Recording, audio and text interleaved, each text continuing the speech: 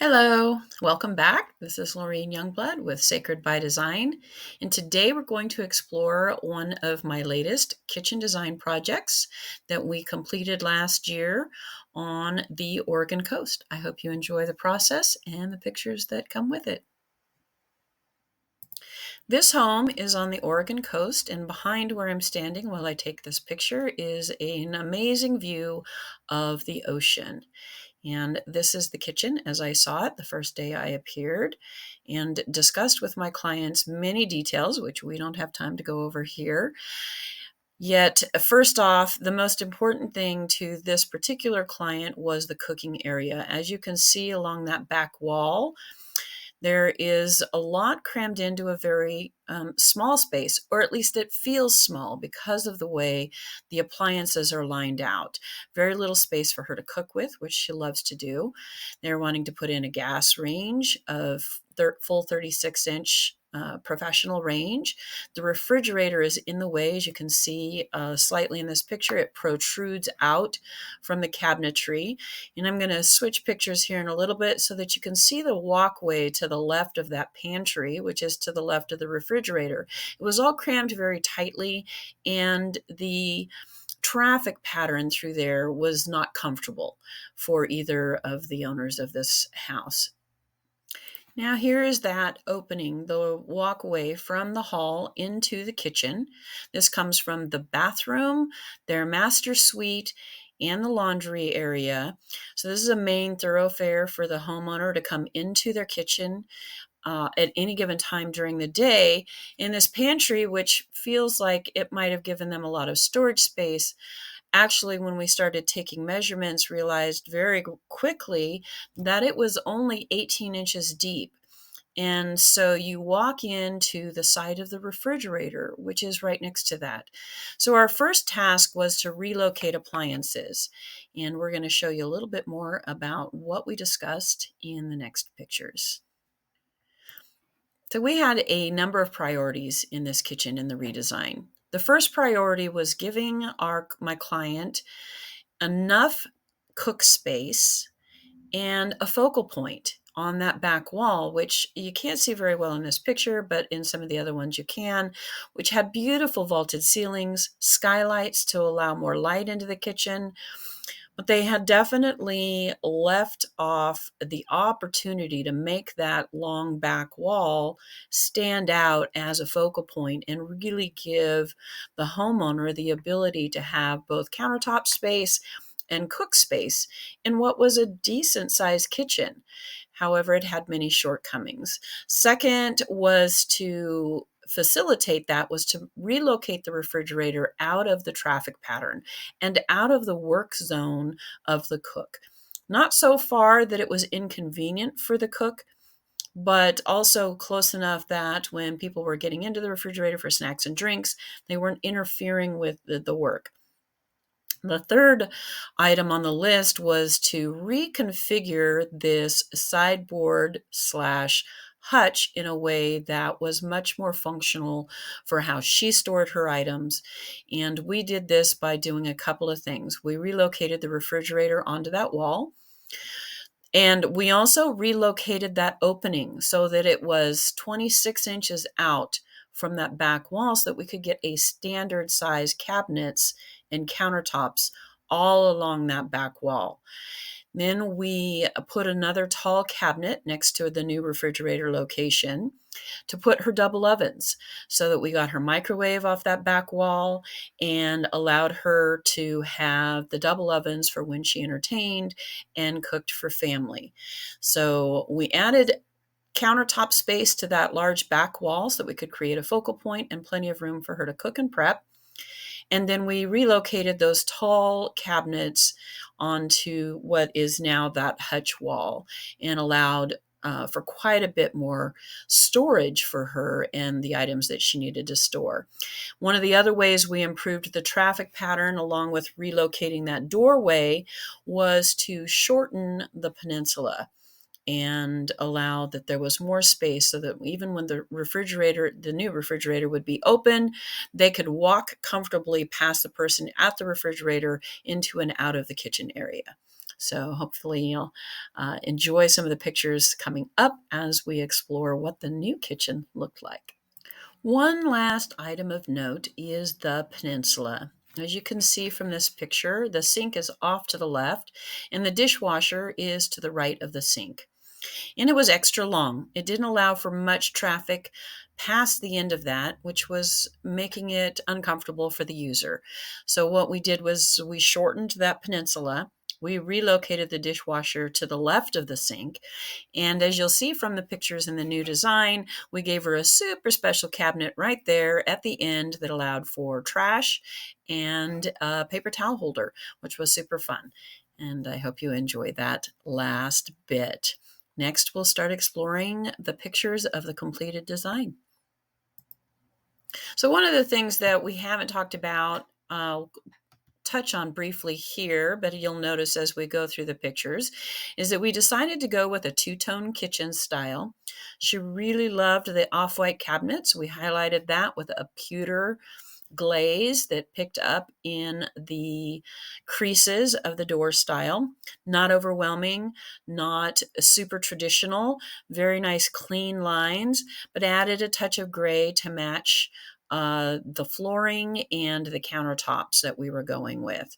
So very fun. And then you'll also notice the brushed brass highlights on all of the hardware and plumbing. Here, as you will see, just as we were talking about the new configuration of that peninsula, we left the sink location pretty close to exactly where it was.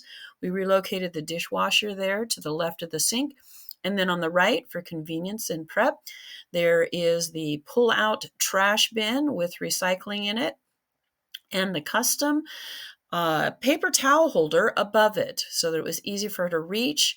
There is a drawer there actually that they can pull out and store extra rolls of toilet paper behind that. So it was really fun. And then what you can see in that sink cabinet is underneath is there's a rollout shelf on the bottom for easy access of cleaning supplies and anything else that she wanted to store down below the sink.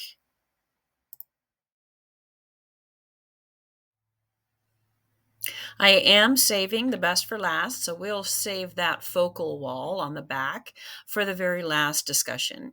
Here is where that sideboard used to be, with the old school, very, very traditional glass hutch on top of it. So as you see here, we put in the refrigerator, the oven, which she decided instead of a double oven, that she went with a dual purpose convection oven there. And then they really like to entertain. So they have wine glasses with the glass cabinet. And for display, she did really love the display cabinet. So we had to address that in multiple ways. This was one of them. And as you'll note in some of the pictures as we go through, there was a lot of extra lighting that we added in to update the lighting in the house. One of those was the in-cabinet lighting on the glass cabinets, and we had a lot of fun with that.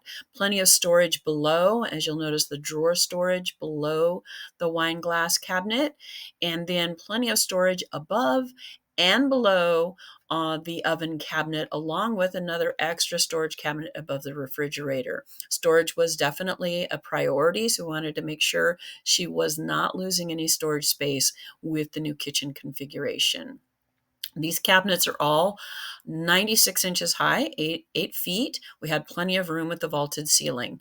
Now to the left of that wine glass cabinet, decorative hutch, which I will show you here. And again, we added a lot of extra lighting, a little specialty storage below for the liquor bottles, and a display for the glass for her specialty items, as you see here, which we really loved, along with the extra lighting. For the piece de resistance, we finally come to that back wall, which we had so much fun with. As you see, we replaced more of her display cabinets as cabinets above her storage on that back wall. They're all lit. There's also above cabinet lighting on that wall. It's not showing in this daytime picture. However, it was nice so that she had extra room for her large display items to set on top of those cabinets. We have this very custom two-tone hood so that it matched the two tones of her kitchen. The base white with platinum glazing, and then the darker trim. The darker cabinets are actually an alder with a gray stain on them. Beautifully done. So the warmth shows through the gray, which we didn't want to make the kitchen too cool. And this adds some really nice warmth. In the Oregon coast, gray is a color you see outside all the time. So we wanted to not overwhelm this kitchen with too much of the grays, and yet still have them available as we moved back and forth between the cool and warm grays in this kitchen. You see her full 36-inch gas wolf range, custom tile on the backsplash to really bring in that focal point, and some fun brushed brass light fixtures that match the dining room light that goes over the dining room table. And we had so much fun with this, and we're going to go through some more pictures, get an overall look of what the final kitchen looked like.